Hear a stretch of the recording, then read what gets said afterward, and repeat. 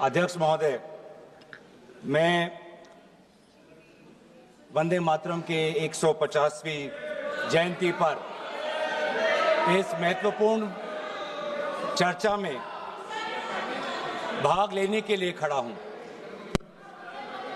और अपने वक्तव्य के शुरुआत में मैं बंगाल के उस पवित्र भूमि को नमन करना चाहता हूं, जिस भूमि से ईश्वर चंद्र विद्यासागर आए, राजा राम मोहन रॉय जी आए, बंकिम चंद्र चटर्जी आए, स्वामी विवेकानंद जी आए, अरबिंदो घोष जी आए, खुदीराम बोस आए, कबीर नजरुल इस्लाम जी आए, रविंद्रनाथ टैगोर जी आए और सुभाष चंद्र बोस जी आए। वाकई में बंगाल की इस पवित्र भूमि में एक अद्भुत ताकत है, जिस भूमि ने हमारे देश को न सिर्फ हमारा राष्ट्रगान दिया, लेकिन राष्ट्रगान के साथ हमें राष्ट्रगीत भी दिया। और कहीं ना कहीं मैं इस समय पर, क्योंकि स्वतंत्रता सेनानियों का उल्लेख किया गया, स्वतंत्रता संग्राम का उल्लेख किया गया, उस समय के कवि, लेखक जिन्होंने ऐसे शब्दों का प्रयोग किया, ऐसे कविताएं रची, ऐसे गीत रची, जिन गीतों के साथ, जिन शब्दों के प्रेरणाओं के साथ लाखों के तादाद पर स्वतंत्रता सेनानियों ने अंग्रेजों का जुल्म सहने की ताकत मिली। वे ऐसे शब्द थे, वे ऐसे गीत थे, वंदे मातरम, रविंद्रनाथ टैगोर जी के Where the mind is without fear, वो गीत झंडा ऊंचा रहे हमारा, वो गीत सरफरोशी की तमन्ना, वो गीत विद्रोह, वो गीत इंकलाब जिंदाबाद, वो स्लोगन करो या मरो, जय हिंद, सत्यमेव जयते, भारत छोड़ो। ऐसे कई नारे थे, ऐसे कई गीत थे, जिन गीतों ने, जिन शब्दों ने हमारे स्वतंत्रता संग्राम में हमारे भारत के समाज को ताकत दी। वंदे मातरम के इतिहास की और उसकी जंग की बात आदरणीय प्रधानमंत्री मोदी जी ने की। हाँ, जो मंगल पांडे का जो विद्रोह था, उस विद्रोह के विफलता के बाद भारत में एक बेचैनी थी और अंग्रेजों का जुल्म और बढ़ गया था। और ऐसे वक्त में 1872 में बंकिम चंद्र चटर्जी ने, जो पूरे बंगाल में जो रेनेसांस चल रहा था, जो भाषा के संदर्भ में जो एक क्रांति चल रही थी, उस क्रांति में वो भी एक महत्वपूर्ण धारा थे। जिस क्रांति में राजा राम मोहन रॉय भी थे, जिस क्रांति में ब्रह्मो समाज भी था, और उन्होंने 1872 में वो पहले दो पंक्ति लिखे जो आज हमारे राष्ट्रगीत के भाग में हैं। 1872-75 के बाद लगभग 9-10 सालों के बाद उन्होंने आनंद मत लिखा, जहां पर उन दो पंक्तियों में उन्होंने और कई पंक्तियां जोड़ी। और आनंद मत के संदर्भ में लिखा गया,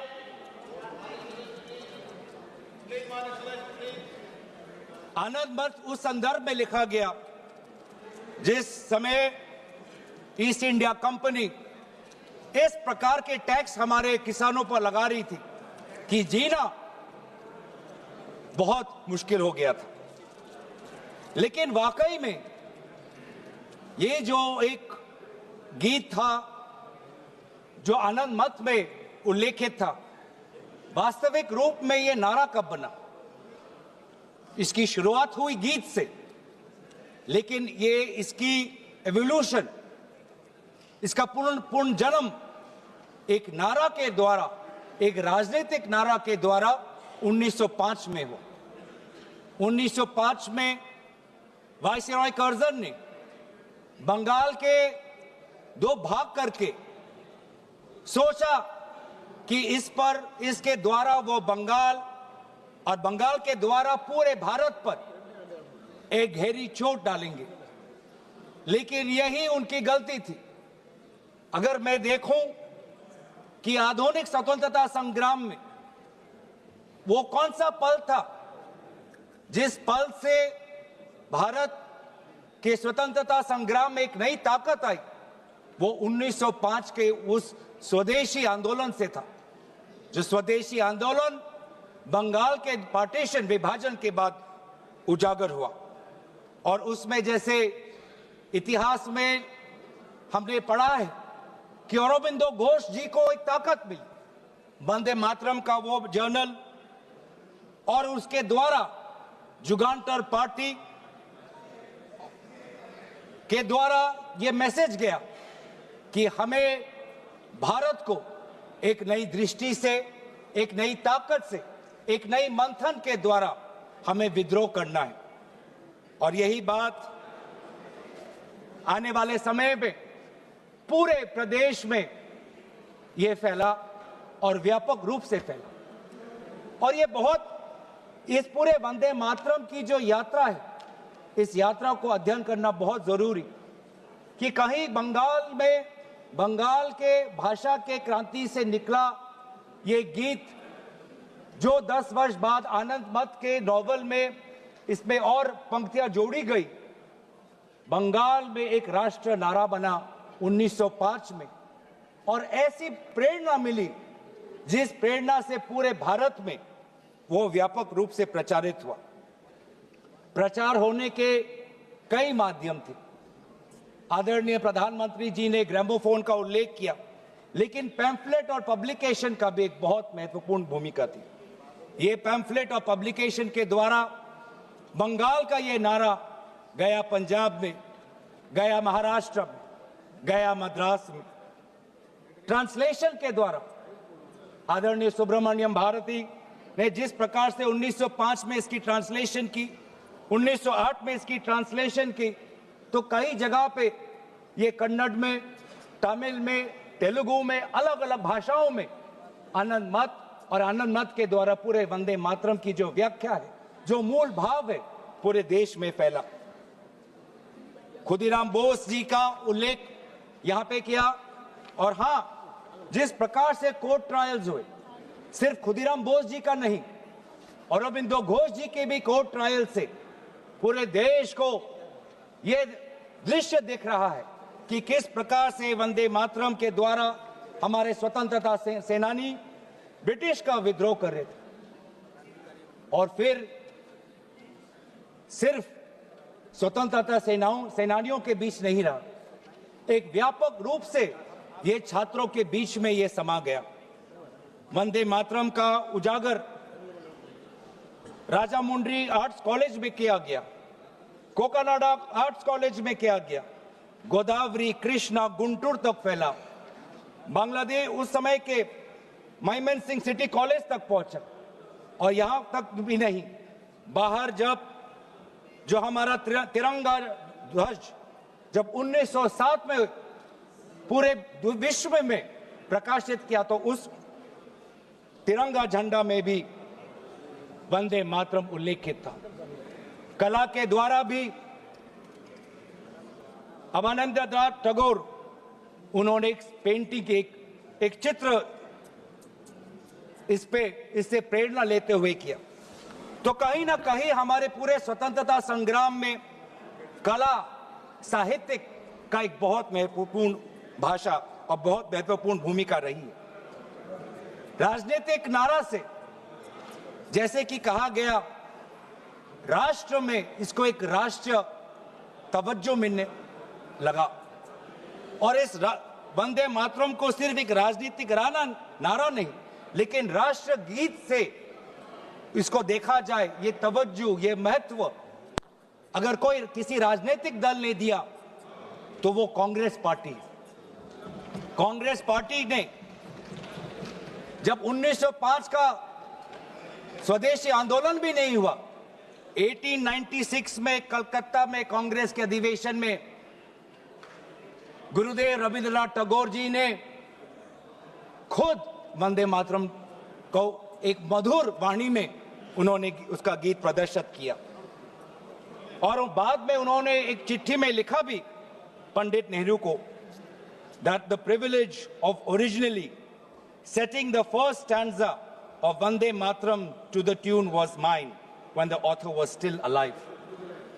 और कहीं ना कहीं ये भी बताने की बहुत जरूरत है कि रविंद्रनाथ टैगोर जी बंकिम चंद्र चटर्जी को बहुत करीबी से उनको मिले और बंकिम चंद्र चटर्जी ने काफी समर्थन भी रविंद्रनाथ टैगोर जी को दिया। 1905 में स्वदेशी आंदोलन भी हुआ और 1905 में कांग्रेस का बनारस में अधिवेशन हुआ, जिस बनारस के अधिवेशन में अध्यक्ष कर रहे थे जी.के. गोखले साहब और दोबारा 1905 के उस बनारस के अधिवेशन में सरला देव चौधरी जी ने वंदे मातरम का गीत प्रदर्शित किया। लेकिन इस 1905 के बनारस के अधिवेशन में उन्होंने वंदे मातरम में एक बहुत ही महत्वपूर्ण संशोधन वो लाए। वो संशोधन क्या था? जनसंख्या की।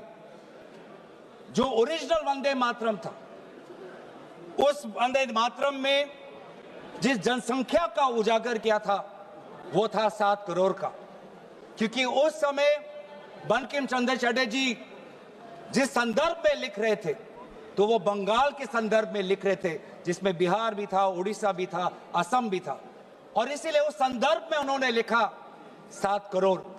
लेकिन जब 1905 में बनारस का अधिवेशन हुआ, उस 1905 के अधिवेशन में सरला देव चौधरी जी ने उस 7 करोड़ को 30 करोड़ करके पूरे एक राष्ट्र का तवज्जो वंदे मातरम को दिया। और वैसे ही महात्मा गांधी ने इंडिया ओपिनियन में उन्होंने लिखा और 1907 में औरबिंदो घोष ने संध्या के मैगजीन में लिखा कि we want swaraj for all sons of mother India. What we want is that Hindus and Muslims both should come together to bring about swaraj in unison. फिर अभी आप आते हैं जो मूल बात आदरणीय प्रधानमंत्री मोदी जी ने कही। आज उनके पूरे भाषण को मैंने बहुत गौर रूप से सुना और उनके पूरे 1 घंटे के भाषण का 2 उद्देश्य था। पहला उद्देश्य यह था कि उनके बातों को सुनकर ऐसे लग रहा था कि आपके राजनीतिक पूर्वज खुद ब्रिटिश के खिलाफ लड़ रहे थे। ऐसे लग रहा था कि आपके राजनीतिक पूर्वज ने ब्रिटिश के खिलाफ विभिन्न आंदोलनों में भाग लिया। तो ये जो इतिहास को दोबारा लिखने की, रिवाइज करने की जो मंशा आज प्रधानमंत्री मोदी जी के भाषण में मुझे सुनाई दी। सर, मैं आपके साथ तो मैं तर्क वितर्क करने आया नहीं हूं। और दूसरा जो उद्देश्य था कि एक राजनीतिक रंग इस पूरे वंदे मातरम के चर्चा को देने का था। उन्होंने उजागर किया कांग्रेस वर्किंग कमेटी का और पंडित नेहरू जी का। और ये एक आदत है सर, ये मेरे पास एक टेबल है कि जब प्रधानमंत्री मोदी जी किसी भी विषय पे बोलते हैं तो पंडित नेहरू जी का नाम कितने बार लेते हैं और कांग्रेस पार्टी का नाम कितने बार लेते हैं। मैं बस एक ही उदाहरण देना चाहता हूं कि इससे पहले ऑपरेशन सिंदूर का डिबेट में हमने आदरणीय प्रधानमंत्री मोदी जी को सुना। क्या आप जानना चाहेंगे कि पंडित नेहरू का नाम कितने बार उन्होंने लिया? 14 बार। ऑपरेशन सिंदूर पे 14 बार उन्होंने पंडित नेहरू का नाम लिया। और कांग्रेस पार्टी का कितने बार? 50 बार। वैसे ही जब संविधान का 75th एनिवर्सरी मनाया जा रहा था तब 10 बार पंडित नेहरू जी का नाम लिया और 26 बार कांग्रेस पार्टी का। उस प्रकार से जब 2022 में जब राष्ट्रपति अभिभाषण पे प्रधानमंत्री मोदी जी अपना बात रख रहे थे तो 15 बार पंडित नेहरू का नाम लिया। 2020 में, सर मैं आपके साथ तर्क वितर्क नहीं करने आया सर, 2020 में जब राष्ट्रपति अभिभाषण पे प्रधानमंत्री मोदी जी ने भाषण दिया तो 20 बार पंडित नेहरू का नाम लिया। तो इसीलिए उनका आज दूसरा उद्देश्य तो मैं समझ गया, लेकिन बड़े विनम्रता से मैं आदरणीय प्रधानमंत्री मोदी जी को मैं कहना चाहता हूं और उनके पूरे मैं दल को कहना चाहता हूं और पूरे इनके ढांचे को कहना चाहता हूं, आप चाहे जितना भी कोशिश कर लो, आप पंडित नेहरू जी के जो उनका योगदान था उस पे एक भी काला दाग आप लगाने में सक्षम नहीं होंगे। आप चाहे पूरे कोशिश कर लो, आप एक भी उन पे काला दाग लगाने में आप सफल नहीं होंगे। हाँ, कांग्रेस वर्किंग कमेटी में और उससे पहले मुस्लिम लीग का विद्रोह था। मुस्लिम लीग ये कहना चाहती थी कि पूरा वंदे मातरम को बहिष्कार करना चाहिए, पूरे वंदे मातरम को बहिष्कार करना चाहिए, लेकिन मुस्लिम लीग को यह अधिकार कहां से मिला? और क्या मुस्लिम लीग के अनुसार हमारा देश चलेगा? क्या मुस्लिम लीग के अनुसार क्या कांग्रेस पार्टी चलेगी? कतई नहीं। हमारे उस समय के जो हमारे नेता थे मौलाना आजाद साहब, उन्होंने स्वयं कहा कि मुझे वंदे मातरम में कोई भी आपत्ति नहीं है। यह फर्क है कांग्रेस के मौलाना आजाद और मुस्लिम लीग के जिन्ना के बीच में। और उन्होंने लाख कोशिश करने के पश्चात भी, लाख दबाव डालने के पश्चात भी 1937 के कांग्रेस वर्किंग कमेटी में के सेशन में यह निर्णय लिया गया कि जहां पर भी नेशनल गैदरिंग होगी वहां पर हम शुरुआत में वंदे मातरम के पहले दो पंक्तियों को हम गाएंगे।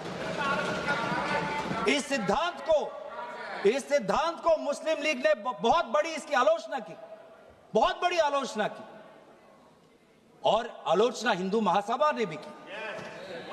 ये कभी कभी हिंदू महासभा और मुस्लिम लीग के जो राजनीतिक उद्देश्य है वो एक हो जाते हैं।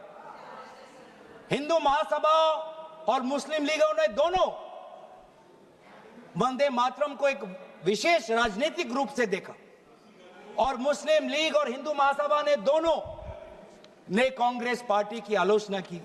लेकिन कांग्रेस पार्टी अगर चलेगी तो किसी हिंदू महासभा या किसी मुस्लिम लीग के नहीं, भारत के जो हमारे आबादी है, भारत की जो हमारी जनसंख्या है, भारत में जो वंदे मातरम के जो मूल भाव है उसके साथ मूल भाव। आप बार बार वंदे मातरम की आप बात कर रहे थे आदरणीय प्रधानमंत्री जी। वंदे मातरम किस संदर्भ में लिखा गया? ब्रिटिश के विद्रोह में वंदे मातरम का नारा कब लगाते थे? जब हम ब्रिटिश के अंदर हम खौफ पैदा करना चाहते थे। वंदे मातरम का नारा कब लगाते थे? जब हम ब्रिटिश को बताना चाहते थे कि हम डरेंगे नहीं, हम झुकेंगे नहीं। तो ये था मूल भाव वंदे मातरम का, ब्रिटिश के विद्रोह करने का। मैं पूछना चाहता हूं कि आपके राजनीतिक पूर्वजों ने वंदे मातरम की इस मंशा को आपने कब पूरा किया? कब आपने ब्रिटिश का विद्रोह किया? कब किया? आप वंदे मातरम का उद्देश्य था कि ब्रिटिश को के बीच में डर फैलाना। मैं पूछना चाहता हूं कि आपने उस मंशा को कब पूरा किया? 1937 की आप बात करते हैं और 1937 में आपको आपत्ति है, तो मैं पूछना चाहता हूं कि 1942 में जब भारत छोड़ो आंदोलन था तब आपके राजनीतिक पूर्वज कहां थे? अगर आपको लगता है कि वंदे मातरम के साथ कांग्रेस पार्टी ने उसको दुर्बल करने की एक साजिश की, तो मैं पूछना चाहता हूं कि आपने जब वंदे मातरम का जो मूल उद्देश्य था कि अंग्रेजों भारत छोड़ो, तो उस भारत छोड़ो के आंदोलन में आप लोग कहां थे? क्या इतिहास गवाह नहीं कि आपके राजनीतिक पूर्वज में उनका नाम नहीं लेना चाहता कि उन्होंने खुद कहा था कि इस आंदोलन में भाग नहीं लेने का? खुद बोलते थे दूसरे, खुद उन्होंने कहा कि इस आंदोलन में भाग नहीं लेना। और बंगाल में आपके जो राजनीतिक आपके गुरु हैं, मैं उनका नाम भी लेना नहीं चाहूंगा, पर उन्होंने भी खुद कहा था कि भारत छोड़ो आंदोलन में भाग नहीं लेना चाहिए। तो आप वंदे मातरम की बात करते हैं, स्वतंत्रता सेनानियों की बात करते हैं, प्रोपेगेंडा करने की कोशिश करते हैं। जो कांग्रेस वर्किंग कमेटी पंडित नेहरू ने जी के सबके साथ जो विचार विमर्श किया उसमें सब शामिल थे। उसमें शामिल थे रविंद्रनाथ टैगोर जी, जिन्होंने स्वयं कहा कि जो पहले दो स्टैंजाज हैं वो इतने मधुर हैं, उसमें इतनी ताकत है, जो पूरा सारांश है वंदे मातरम का वो पहले दो स्टैंजाज में।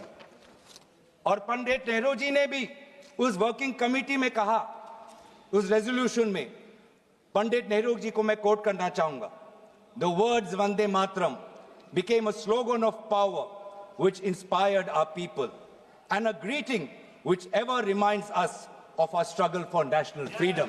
ये है पंडित नेहरू जी और कांग्रेस पार्टी की मूल भाव वंदे मातरम के पक्ष में।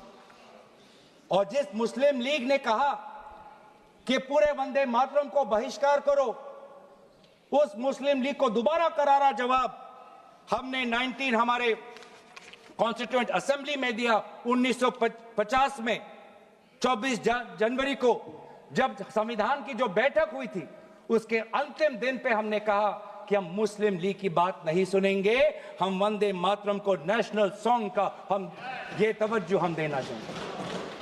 और यही हमारे बंगाल के प्रति हमारा आभार था कि उसी कॉन्स्टिट्यूएंट असेंबली में कहा, यह सिद्धांत लिया गया कि जन गण मन हमारा नेशनल एंथम होगा और वंदे मातरम हमारा नेशनल सॉन्ग होगा।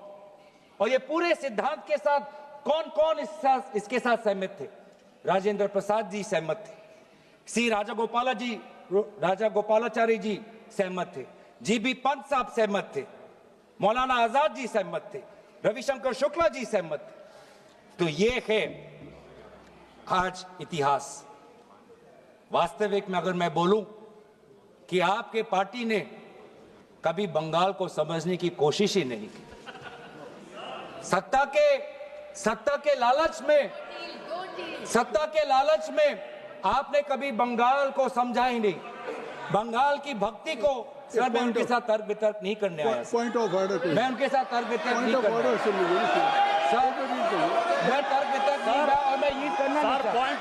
पॉइंट ऑफ ऑर्डर है, ये नहीं स्पीकर का डायरेक्शन 114 और 115 ये इतिहास को गलत करे। जब भारत अलग हो गया सर, भारत का विभाजन हो गया, मुस्लिम लीग ने जब पाकिस्तान बना दिया 15 अगस्त 1947 को, जब भारत और पाकिस्तान का बंटवारा हो गया, तो मुस्लिम लीग किस कॉन्स्टिट्यूएंट असेंबली में था जिस 24 जनवरी 1950 की वो ये डिबेट है सर। अगर आप मुझे बोलने देंगे तो मैं इनसे कहूंगा कि जैसे हमने आदरणीय मोदी जी को सुना, आप भी सुनने का धैर्य रखें। धैर्य की कमी मत दिखाइए, संयम की कमी अब मत दिखाइए। हमने संयम दिखाया, हमने धैर्य दिखाया, अब आपकी बारी है। आपने बंगाल को कभी समझा नहीं, आपने बंगाल की भक्ति को नहीं समझा, आपने बंकिम चंद्र चटर्जी को नहीं समझा। बंकिम चंद्र चटर्जी की जो विचार थे, ये पूरा जो विज्ञान को लेके जो उनके विचार थे, एक फ्री इंडिया को लेके जो उनकी विचार थी, आपने नहीं समझा। आपने रविंद्रनाथ टैगोर जी को नहीं समझा। आपके लिए तो सब कुछ बांग्लादेशी। रविंद्रनाथ टैगोर जी ने 1905 में अमार सोनार बांग्ला लिखा। आप इतिहास नहीं जानते, आपने रविंद्रनाथ टैगोर जी का इतिहास नहीं पढ़ा। और जब कहीं आपको अमार सोनार बांग्ला आपको सुनाई पड़ता है तो आपको सिर्फ बांग्लादेशी सुनाई पड़ता है। लेकिन जिस समय वो लिखा गया, बंगाल के पार्टीशन में जो दुख, जो वेदना, अमार सोनार बांग्ला, मेरे जो सुनहरे बंगाल के प्रति जो भाव था, उसको आपने नहीं समझा। आप कभी दिल्ली में अगर बंगाली भाषा सुनते हैं तो उसको भी बांग्लादेशी कह देते हैं, जो वास्तविक में बंगाल लोगों की जो समस्या है, असम में बंगाल लोगों की जो डी वोटर की समस्या है, आज 10 साल आपका डबल इंजन हो गया, आपने असम में डी वोटर की समस्या को समाधान नहीं किया।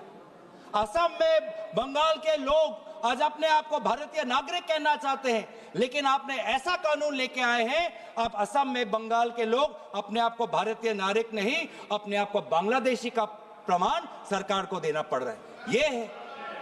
ये है आज। इसीलिए ना आप बंगाल को समझे, ना आपने राष्ट्र को समझा।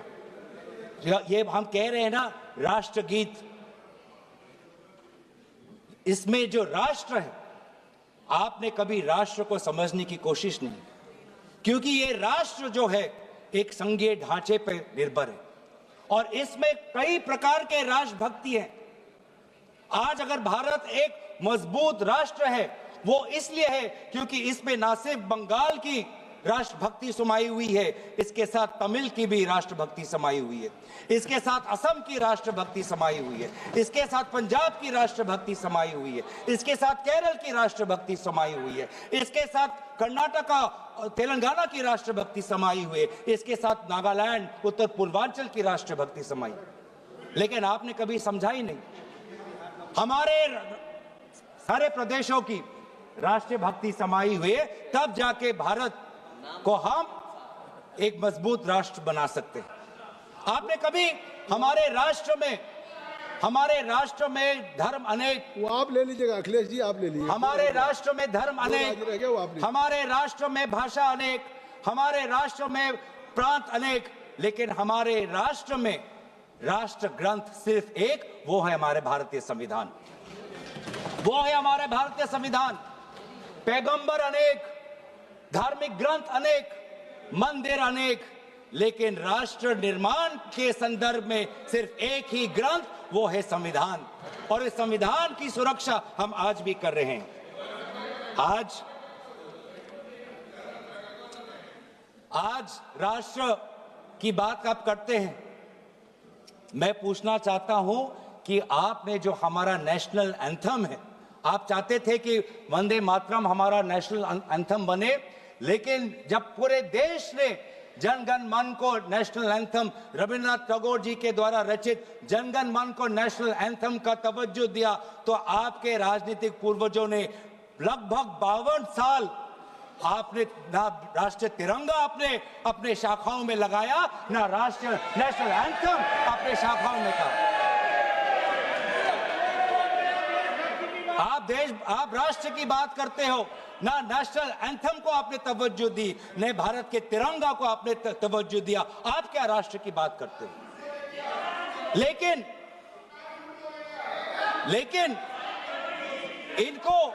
इनको सत्ता का, इनकी जो परिभाषा है सत्ता की, वो अलग है। इनको लगता है कि अगर सत्ता मिल गया तो पूरे राष्ट्र पर ये शासन चलाएंगे। ये लोग, यही फर्क है, मैं समझ, यही। धन्यवाद संजय जायसवाल जी, धन्यवाद, क्योंकि हमारे लिए सत्ता शासन का नहीं, हमारे लिए सत्ता सेवा का माध्यम है, सेवा का माध्यम। ये फर्क है। ये संजय जी को आप धन्यवाद दे रहे हैं। ये फर्क है। ये संजय जी को आप धन्यवाद। आपके साथ तो मैं नहीं करने, आपके साथ तो नहीं करना। ये फर्क है राजतंत्र और लोकतंत्र में। राजा शासन करना चाहता है और सेवक भारत के संविधान को सेवा करना चाहता है। ये फर्क है राजा और सेवक में। और आज यही हम देख रहे हैं कि आज हमारे भारत के लोग अनेक समस्या उठा रहे हैं, लेकिन उस समस्या का एक भी उल्लेख नहीं। सर, आज अगर हम राष्ट्र की बात कर रहे हैं, राष्ट्र के प्रति हमारे भक्ति की बात कर रहे हैं, राष्ट्र के प्रति आपकी सेवा के लिए धन्यवाद। सभापति महोदय, थोड़ा मुझे सुनिए। सभापति महोदय, मुझे हम राष्ट्र के प्रति हमारे कर्तव्य की बात के प्रति हमारे कर्तव्यों की हम बात कर रहे हैं।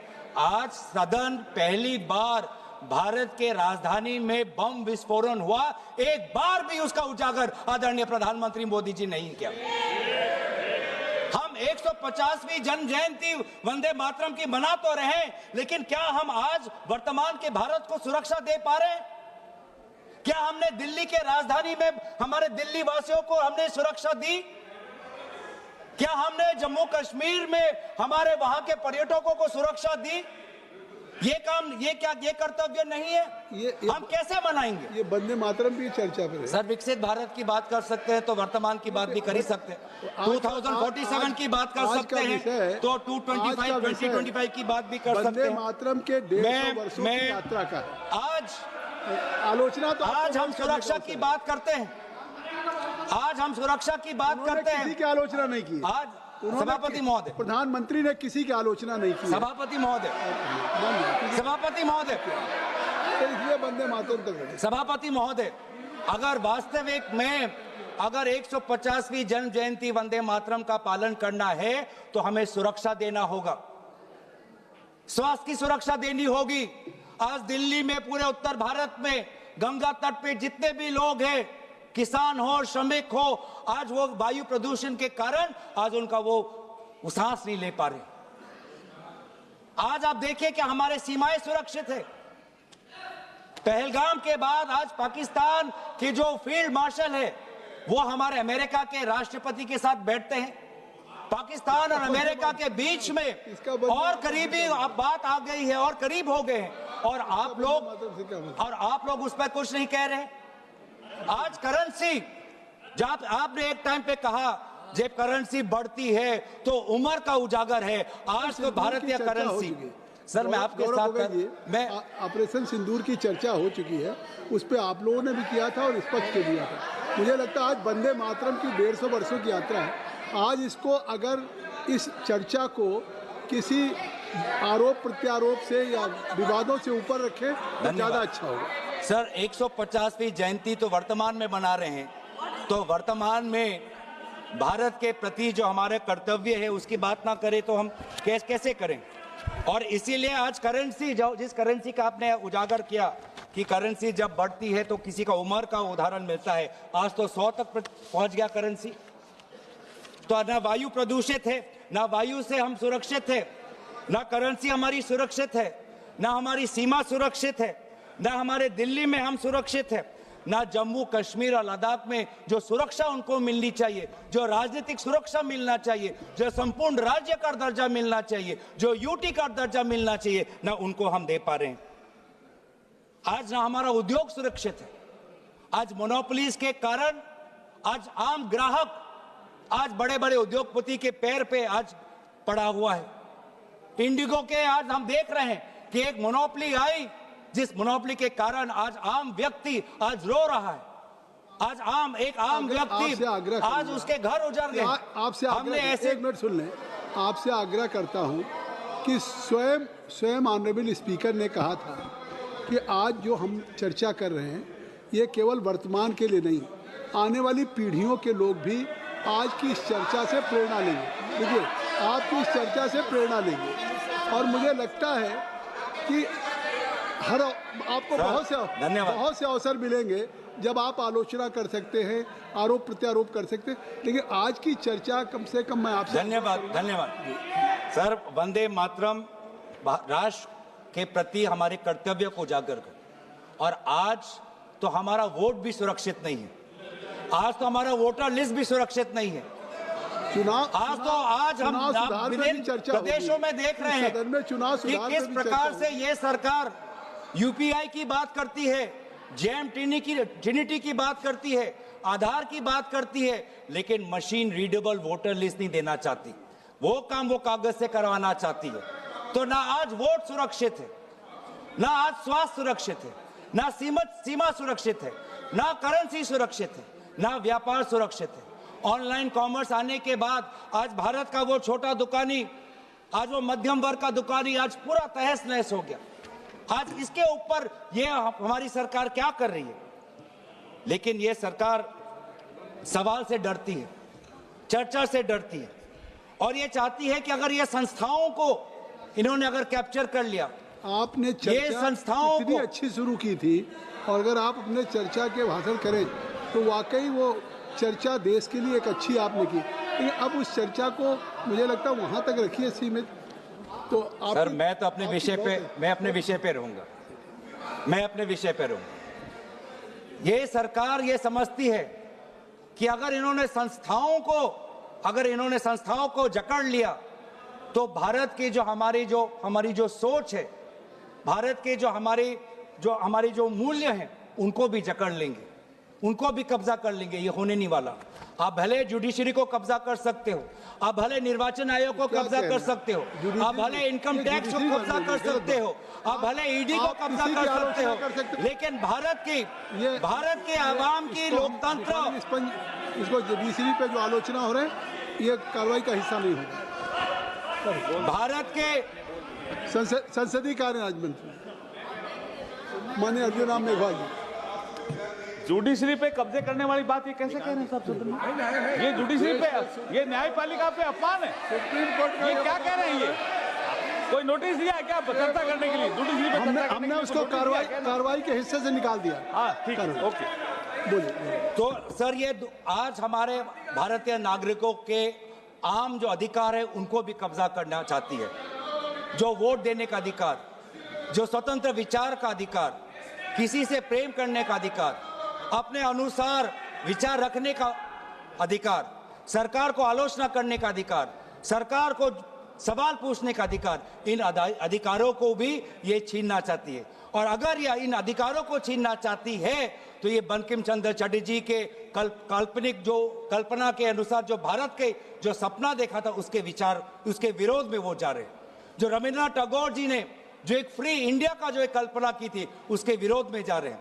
तो इसीलिए आज ब्रिटिश तो रहे नहीं, लेकिन ब्रिटिश का divide and rule policy follow करने वाले आज भी कुछ राजनीतिक ताकत आज भी है। जिस प्रकार से ब्रिटिश ने सेडिशन का कानून इस्तेमाल कर भारत के वैचारिक जो हमारी स्वतंत्रता है उसको पकड़ने का काम किया, आज भी ऐसे कुछ राजनीतिक ताकत है जो सेडिशन के कानून के द्वारा हमारे ही नागरिकों को जेल में रख रही है। तो इसीलिए आज हम उन ताकतों को कहना चाहते हैं कि हमारी पार्टी और विपक्ष की पार्टी और इंडिया अलायंस भारत के हम आम नागरिक के साथ खड़े हैं। और हम आज भी प्रतिबद्ध हैं कवि रविंद्रनाथ टैगोर जी के उस वो महान पंक्ति के प्रति, जिन पंक्तियों को मैं अंत में उजागर करते हुए मैं अपने भाषण को समाप्त कर दूंगा। Where the mind is without fear, where the mind is without fear and the head is held high, where knowledge is free, where the world has not been broken up into fragments by narrow domestic walls, where words come out from the depth of truth, where tireless striving stretches its arms towards perfection, where the clear stream of reason has not lost its way into the dreary desert sand of dead habit, where the mind is led forward by thee into ever-widening thought and action, into that heaven of freedom, my Father, let my country awake. इन्हीं पंक्तियों के प्रति हम हमेशा कार्यबद्ध रहेंगे और यही कहते हुए मैं अपनी वाणी को समाप्त करना चाहता हूं। धन्यवाद। जय हिंद, वंदे मातरम।